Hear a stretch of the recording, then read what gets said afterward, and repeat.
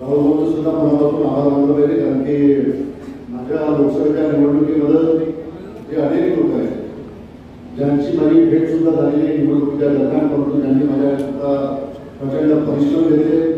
कारंजाच्या पेठमध्ये त्यांनी सभा करून त्या ठिकाणी माझ्याकरता प्रचार करून मला निवडून आणण्याकरता जे मोठे योगदान राहुल दिलं त्याबद्दल त्यांचं सुद्धा मनापासून या ठिकाणी आभार मानतो.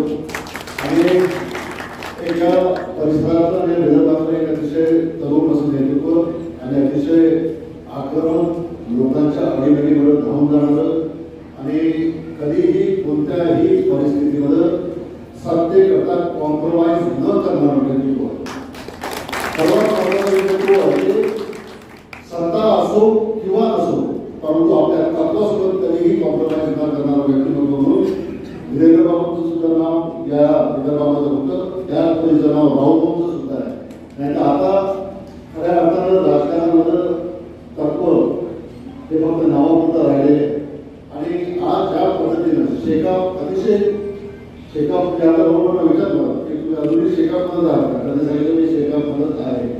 आणि महत्त्वाची गोष्ट आहे की आज या पक्षाच्या पडीच्या काळामध्ये सुद्धा हा पक्ष टिकवण्याचं काम त्यांनी या ठिकाणी या मतदारसंघामध्ये केलेलं आहे. आणि मला अनेकदा आमचे सहकारी मोहनमध्ये आहे ते मला बरंच म्हणतात की तुम्ही थोडंसं राहुल भाऊ सारखं व्हा, तुम्ही थोडंसं राहुल भाऊ सारखं व्हा. परंतु आता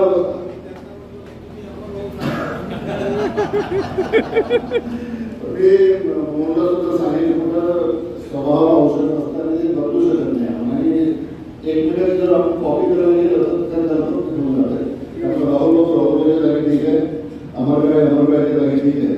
आणि अतिशय मोठं काम त्यांचं या ठिकाणी आहे.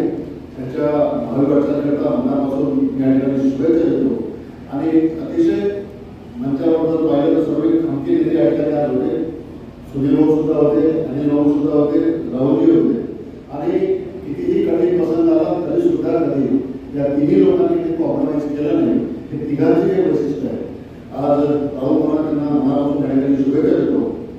आणि त्या ठिकाणी बोलायला उशीर झाला त्याबद्दल निधी व्यक्त करतो. आणि पुढच्या वेळेला जेव्हा बोलवाल त्यावेळेला निश्चित वेळ उपस्थित राहणारा शब्द या ठिकाणी देतो. आणि आजच्या प्रसंगी जाऊन सुद्धा विधान करतो. धन्यवाद.